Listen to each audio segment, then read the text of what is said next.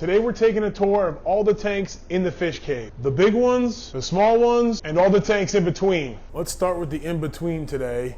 Up here on the 20-gallon long side of the rack system, we have these dwarf neon rainbow fish. They are starting to kind of really color up and grow out.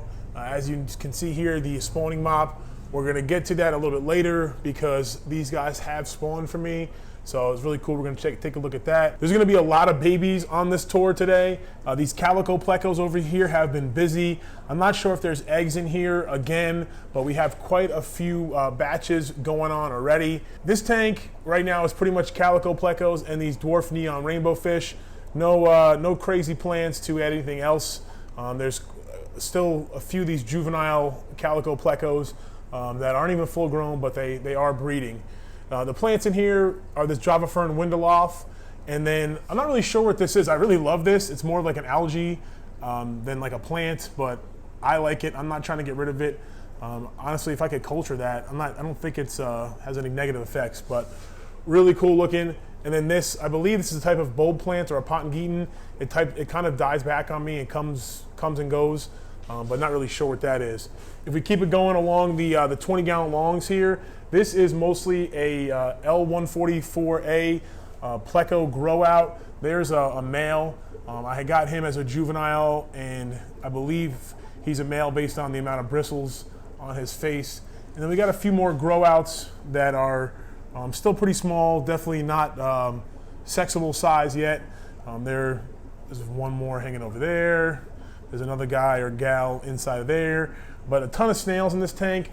I really, I have the pea puffers, which we'll get to down there, but I really still need to add some more puffers. There's a few cherry shrimp in here, but the main goal of this tank is going to be the grow out for those L144As. There's a mono shrimp in this tank as well. I think there's two of them actually. Let's pop on over. We'll go to the 10-gallon tanks. In here, this is a blue shrimp tank that has been kind of stale forever. They're doing okay, they're kind of holding on, but nothing crazy. You can see they kind of spit some of the really shrimp sometimes. This is some moss. I'm not really sure what type it is, but it's kind of growing. If you guys aren't familiar with the light, typically I don't run any crazy lights, but this light, since it's not that strong, plants will typically grow up towards it. If the light was really strong, this moss would probably be more bushy. But the Swasser tang doesn't mind the mild light. And actually what I have more than anything else growing in here are these assassin snails, more so than the shrimp, but a little bit of both. Over here, we got a ton of pearling going on, which is pretty neat to see because this is just a basic tank with CFL bulbs. But we have a lot of, guppy grass and pearl weed in this tank. Some of the algae is actually doing some of the pearling too. And like I said, I just kind of let this run rampant and kind of do its thing. There are some CPDs that I've been just feeding some grindle worms just for the last few days. I finally got those cultures up and running. If you guys have been checking out the channel lately, I just put out a video on how to do some micro worm cultures. I'm going to be adding a bunch of more worm and live food cultures here soon. Another fish that likes these cultures, dropping down one, is going to be, these are the golden top minnows. Fundulus chrysalis or something, I believe is the scientific name. I'm going to try to get better with them. But this is a native fish that I collected here. This specimen right here, I believe, is a male. And I collected this one. He's got some more of the reddish on his fins as opposed to some of the others are usually more of the orange. There's a juvenile hiding behind the sponge filter right there. We can kind of check a look at. I'm not sure if that's a male or a female. And then there's one other sub-adult or kind of adult there that's more of the orange instead of the red. But keep it sliding over, and we got a lot of cherry shrimp in this tank. I bought these as, what are they called? I bought these as the Bloody Marys.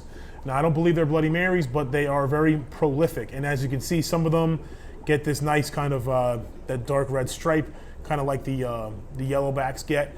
But if you look at the sponge filter, they are just tons of them all over the sponge filter, and those are just the ones you can see. I fed some green beans and some zucchini recently the shrimp and plecos love them. And also in this tank we have some rabbit snails. I think there's only 1 or 2 in this tank, and then there's some more in a tank in the house that we haven't shown off in a while, but I'll be showing off here in the next few videos.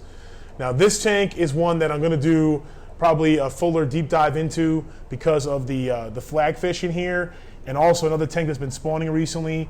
The fish that actually we got to spawn are these panda cories down here. You can see this tank is covered in mulm. It was actually also covered in algae and hair algae not too long ago. Algae like this was everywhere. There's algae, I mean, there's still tons of algae. Cyanobacteria type algae, which I'm not too worried about. But this colony of flagfish, there are 2 males and 3 females in here doing well. Since I've collected them, I've learned a lot about them. Like I said, I want to do a more of a profile on this tank and this species. Not that I'm an expert, but they're really cool. And if you guys live anywhere that you can collect them, I highly recommend it. And even if you don't, you can still keep them. They're really hardy, aquarium fish. But the panda cories, as you can see, there's still a group in here, and they've actually been breeding in the spawning mop. I only collected eggs once, and I just literally set this contraption up earlier today. So I have no idea if it's going to be successful. I have no idea really what I'm doing. I'm kind of taking some ideas from some things I've seen and seeing if it works out. So I'll definitely keep you guys tuned on this because I've been feeding them some grindleworms also in hopes to get them to breed again. But we do have eggs and babies from these panda cories that I'll show off when we get to the little tanks over here. I'm going to quickly move through this tank. It's a 20-gallon long. That one of the reasons why this tank kind of blew up with the algae is because of this Fluval 3.0 that I got from Aquarium Co-op. Big shout to Corey and all the gang at Aquarium Co-op. I'm a knucklehead and did what I know I shouldn't have done and kind of just threw it on here without ramping it up and playing with it and going from a standard old school bulb to the cream of the crop top of the line lighting. So of course I got a bunch of algae. Luckily I had the Florida flagfish to combat it, and over here luckily it wasn't the algae that exploded, it was mostly the guppy grass and some of the other plants. Not that this tank is gorgeous and algae free, but with this light I've definitely seen more growth in this Monte Carlo here. You can see this is the only other carpeting type plant really I have other than the dwarf sage, and this is doing pretty good, better than it's ever done in the last year that I've had this tank set up under the other lighting. So definitely excited and happy to have these lights in the fish room, and in the future definitely want to set up some nicely scaped tanks for them. We're going to drop down. We're going to go to a tank that it has some plants, but it is probably one of the least planted tanks I have. It just has some hornwort, and it is home to some of the daffodil cichlids. Now I have a cichlid here in a little kind of a timeout. He or she was getting beat up on, and I've been once again feeding these guys live foods recently, and I've seen them really color up and get more lively. So I think might have happened is they were kind of getting in breeding mode, and this was the the weak link, so to speak. So as you can see, fins kind of nipped up. Definitely saw it hanging out over here. So I threw it in that box, and we're going to try to nurse it back. I don't see any signs of disease yet, but I'm going to keep a close eye and see. I have spare tanks. If I need to throw it in a QT, I will do so. But I do have some plans. These fish will be getting a larger tank soon. I'm going to be making a Lank Tanganyikan tank, so I'll be talking more about that in future videos, but I'm going to throw these guys in that tank. Keep coming over here. We've got a lot of this hornwort and some Anubias. There's also a decent amount of these orange shrimp in here. There's a little Nerite snail. I don't have a ton of those. But the main specimen here, this is a shiner. This is another native species that I collected with some friends. This is only the second or third time I think I've seen these shiners in the wild. They're very, very, what's the opposite of hardy? They're very delicate. They're very delicate. And they don't really, they don't really do well in the bucket. We got to do constant water changes. I think we lost one. Actually, we lost two. One time we went collecting, and this was the only one that made it. So I hope to kind of just learn and grow from there. The bluefins, we've done a species profile on these guys, so I can, I'll definitely link that below. I got the spawning mop in there. No spawning mop action from them yet, but I'm definitely planning on it and hoping for it. Moving down here, we got a tank we're gonna be doing a spotlight on coming up here because you guys voted for it, and it is the Mad Tom catfish tank. He's hiding out, he or she's hiding out back there. I'm going to get some footage, some B-roll, share with you guys what I know about this fish because it's really cool and actually poisonous. Not kind of like kill you poisonous, but definitely infect you poisonous. Moving one tank over, we have the pea puffers. There's one of them right there. We have 2 pea puffers in this tank, along with some kind of this coal shrimp / skittle shrimp. These guys got moved out when we got the bluefin keely fish. We moved these down here because there was just some coal shrimp. So now the puffers can hang out with the coal shrimp. There's some snails. There's plenty of moss and some driftwood for them to enjoy. The pea puffers, I try to keep it honest with you guys. Probably a fish we'll be moving on from soon. It's just kind of it's a cool fish, but I don't enjoy it. I don't find myself kind of interacting with it or enjoying it. So probably a fish we're going to be moving on from here in the near future. If we keep it moving over here, this is what a tank looks like after you've been feeding a lot of green beans and zucchini, and you have a crap ton of snails.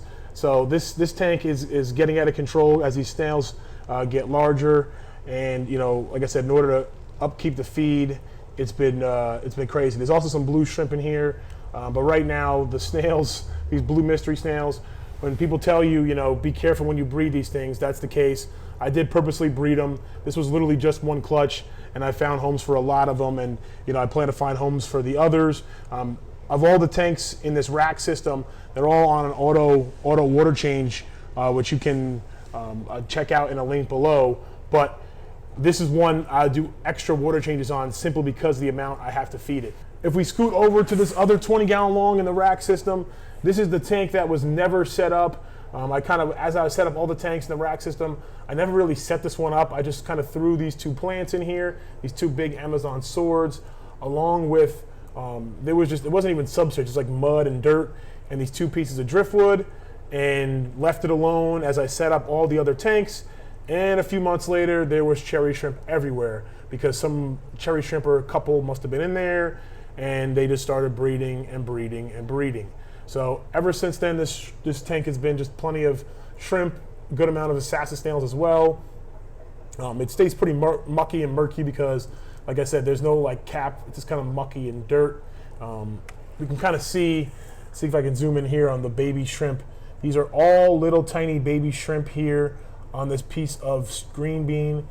And if you can see in the distance there, I know this is really bad quality, but there's just shrimp pretty much everywhere.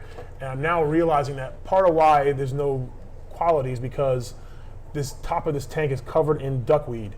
So as I kind of move this duckweed up top, there's a little more light coming in. But this tank also, like I said, stays pretty murky since there is no substrate, anything. You guys seeing what I'm seeing? It looks like there's a bunch of bloodworms all on the bottom of this tank. I'm trying to get better footage, but I'm just kind of like, that looks crazy. There's no way those are bloodworms. Those can't be detritus worms, but the bottom of this tank is crawling with something that I just realized now as I'm filming this. So if you know what this is, let me know in the comments below. It's not killing the shrimp because the shrimp are just breeding like crazy in here, but if that's bloodworms, I may be sticking something in here like a Corydoras to breed. We're gonna check out all these tanks over here, including some live food cultures and some really tiny fry that we have. And then we have some new plecos over here. But first, let's go say hi to the big boys in the 125. This is our red devil cichlid. As Randy from the Aquarius podcast would say, this is our wet pet. If you guys don't listen to the Aquarius podcast, definitely check it out wherever you listen to podcasts. And then he's got one, YouTube channel as well. I was fortunate enough to do an episode with him. If you haven't listened to it, check it out. I talk about how I almost got arrested for selling plecos out of my garage, which is a fun story. Over here, we have our clown loaches and our Lalupe grow out. I was talking to you about a Lake Tanganyika tank. Well, guess what? These Lalupe are going to be destined for it as well. and then these clown loaches are still doing well. This is one of my favorite tanks to come out and sneak up on and kind of just watch. Remember I was telling you guys with the pea puffers kind of fell by the wayside maybe. Clown loaches definitely had them, I don't know, over 6 months now, about 6 months now, or 4 months, I don't know, it's been a few months. Definitely still one of my favorite fish and tanks, even though it's literally just kind of a, you know, basically a quarantine tank at this point still. Let's take a look at some baby fish. These are some calico pleco grow outs from the parents we saw, and they have a lot of good orange color still. Let's see here, they're still pretty tiny, they're not big, but they're growing, and like I said, they still have a lot of orange coverage. As they get older, they will darken up and get more marbling, but as you can see here, they still have quite a bit of orange coverage. These are the platies that we collected from the wild. You see that platies is the one swordtail, still doing fine. We took a few of these and put them in the tubs outside.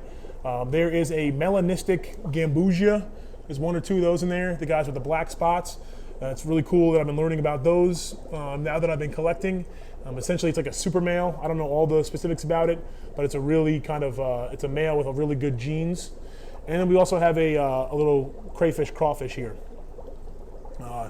Next tank over, we have our Bisher buddy, as well as some gambusia that I have in here to kind of just, to be honest, to be kind of feeders. You see one there is pretty preggers. The Bisher, I kind of got him to grow him out. He's growing, still fairly small. Another fish that maybe in the pea puffer category we may be moving on from soon. I knew what I was getting into with this fish, but the tank that I was really planning on putting him into, I don't think I'm gonna go with that tank idea anymore. So I'm probably gonna be finding a new home from him soon. In here are those panda cory fries. I'm kind of hungry, guys. The panda cory fry, a few of them. And there's only 2 or 3. They're really hard to see. I will show you some other fry on camera. These rainbow fry, I won't tease you too much. I promise you some baby fry, and I'll show you some baby fry. But these rainbow fry are only just a few days old, and they're easier to see because they usually swim at the top. Let's see.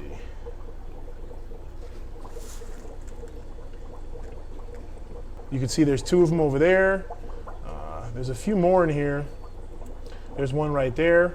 But these are itty bitty rainbow fry, guys. I'm gonna have a video on this. This will be part of a whole series I had started last year where my good friend Tom over at Team Aquatics sent me eggs in the mail, literally on a mop. I hatched them out. And those eggs we got were literally these fish that we hatched out. And now we've taken these fish, grown them up, and we're hatching their eggs out and gonna raise them up, which is coming full circle, which is really neat.